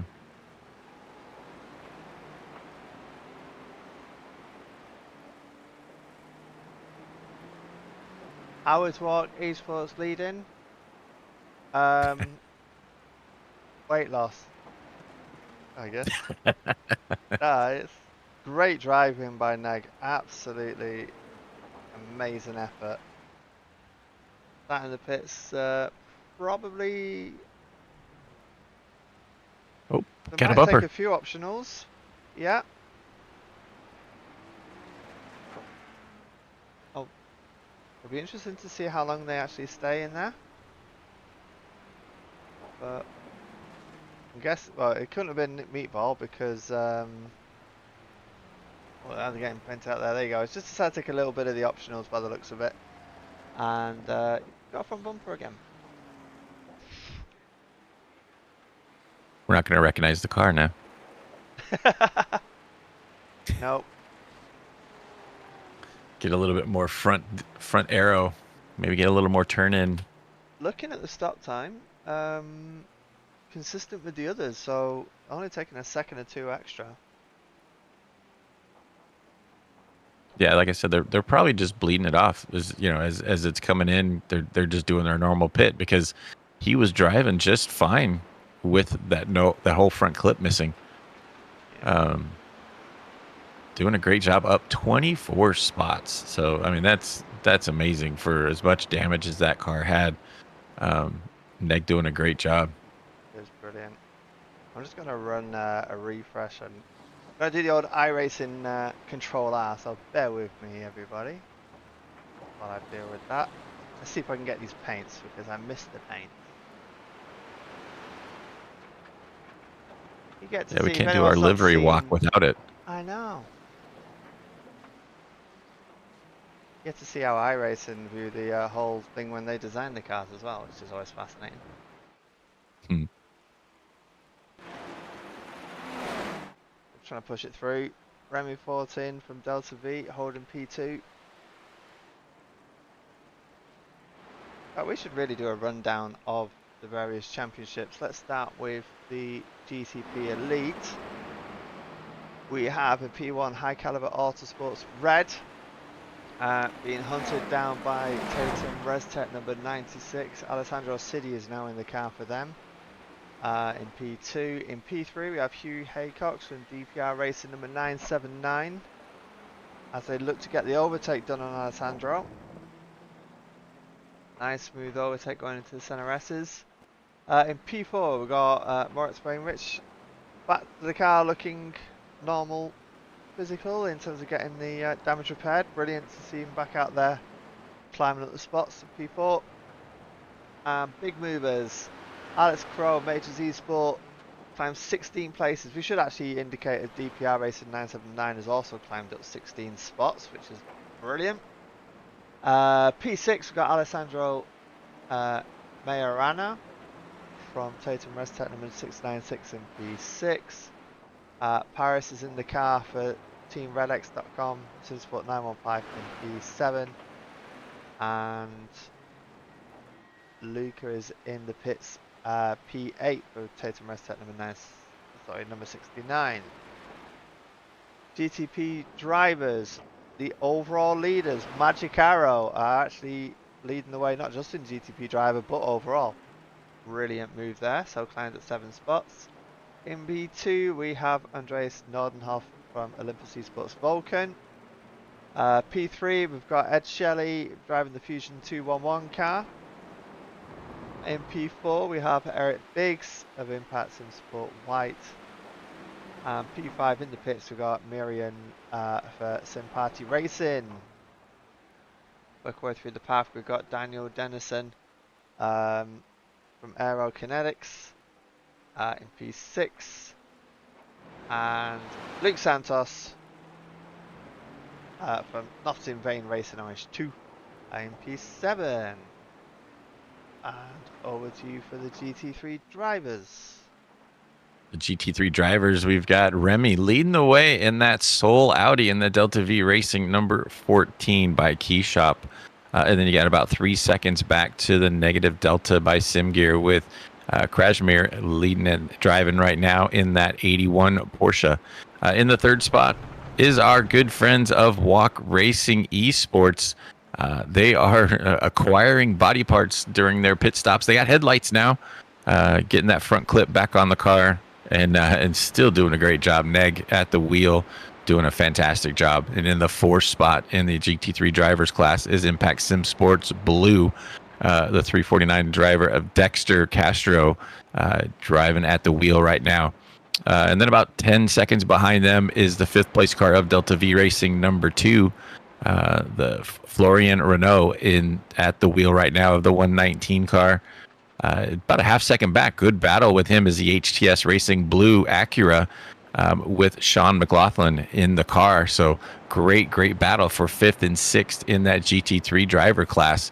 And if we jump up into the GT3 sports class, you got virtual drivers by Go Sport or Go Setup, the 13 BMW, one of the few BMWs that we've seen in the GT3 class, with Alexis driving right now.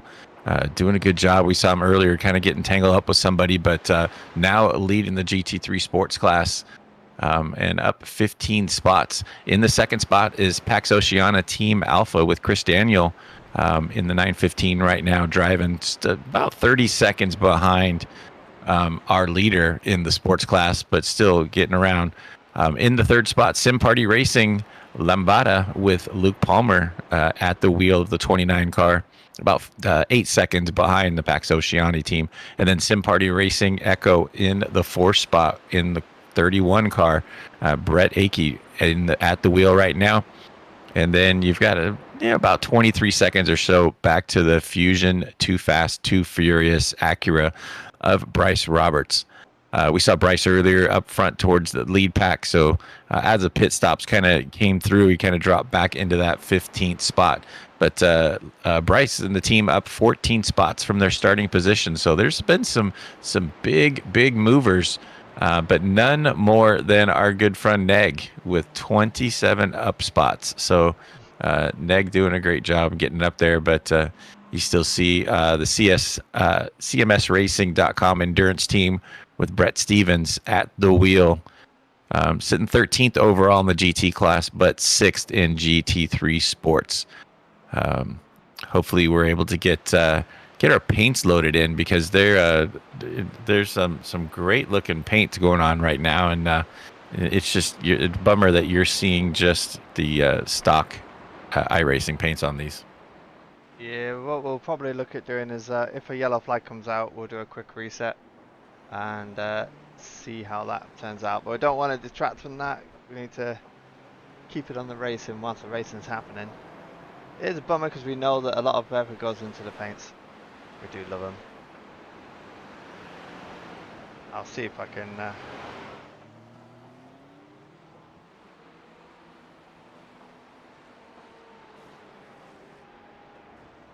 crossing an hour and a half in right now, watching Raphael in the DLR FP1 Esports Porsche. Really trying to close in on that 6th place car of Brett Stevens. And then he's got the 8th place car of Bradley right behind him. So this is a 3-way battle for that 6th, 7th, and 8th in GT3 sports. Good battles are coming up the front straightaway with the Aerokinetics kind of splitting them coming into turn 1. This is a very tricky section right here, as we're seeing it starting to rain again.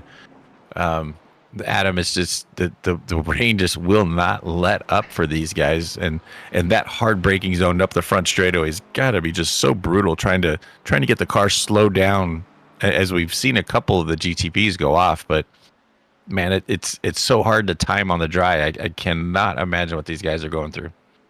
I mean, it doesn't help the fact that it's rain off, rain off. And it doesn't affect the track too much in terms of it's not as though the track is drying quickly, but it is just a tease, isn't it? And every single time the track conditions deteriorate, everyone's having to move their brake markers back. They've been making adjustments in the car, like changing the brake bias to head towards the back. There is, yeah, a lot going on. A lot of contemplation.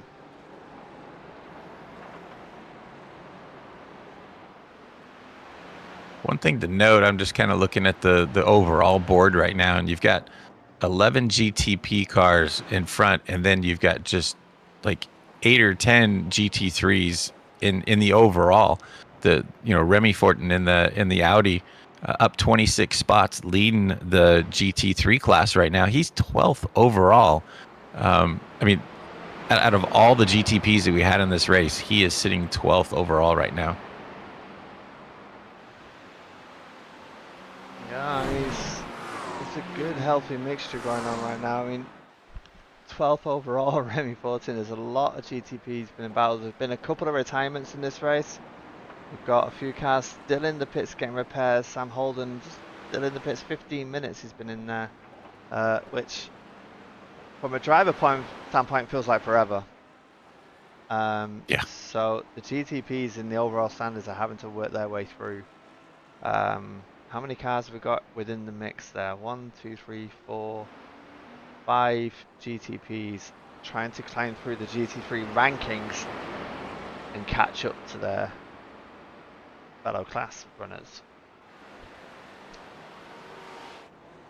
Just seeing where near battles are happening. It looks like Ed Shelley and Andreas Noah, so that's Olympus, Esports Vulcan and Fusion 2-on-1 are locked in at the minute.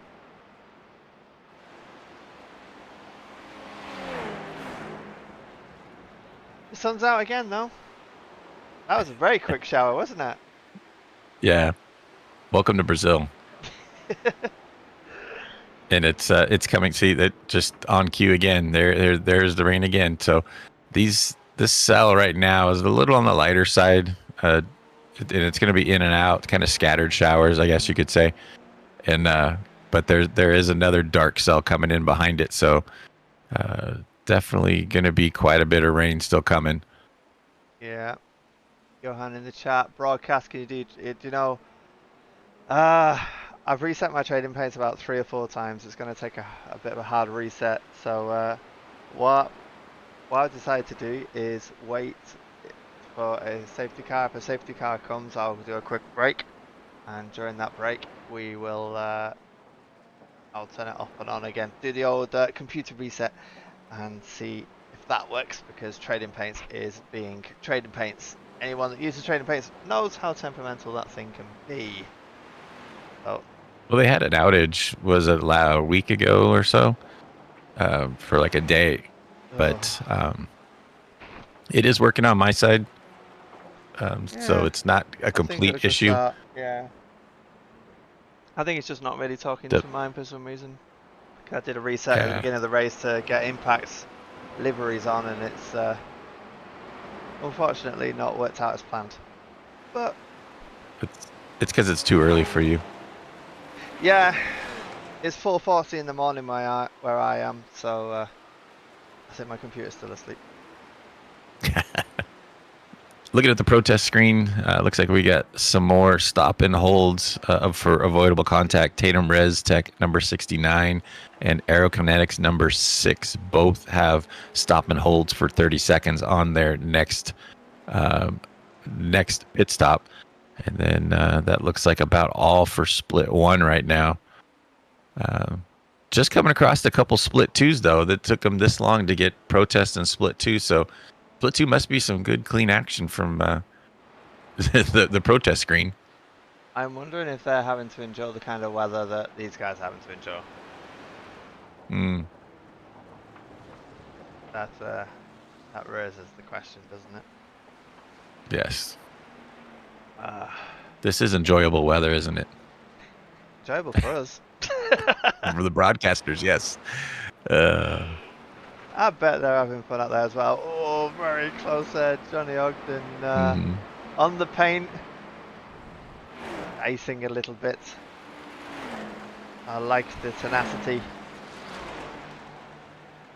As you can see, they're riding across that white paint there again on the pit entry. It's scary times. Their pace is looking really good though. I'm really impressed with how everyone's running there. Got Marion working his way through the ranks, overtaking Bryce Roberts. And that was actually pole position, but you can see the squiggling there from the GTP Acura. Oh, look at that sun on the track there. That was brutal. I'm wondering if the sun is reaching that point where it's getting in the driver's eyes. No, it's not too bad yet. Yeah, it's still early. It's still coming up on what, 4 p.m. So yeah, it's still a little early yet, but that does raise a question. You know, we've still got 2 hours and 20 minutes still left to go. That's going to put the race end at about 6:30 p.m. Is that going to lead us into some darkness? That's a really good question. I think it'll be sunset. I don't think it'll be quite darkness. Wonder. On board with Magic Arrow. Dominic Katie leading the way. Hopefully we'll get a chance to see their liveries again because it is a lovely livery. The team structure, they've had a secret weapon. It looks like it's working because they're leading the way quite comfortably. And they've got a 2-minute 13-second gap to P2 in GTP Driver. That's a very solid lead right there.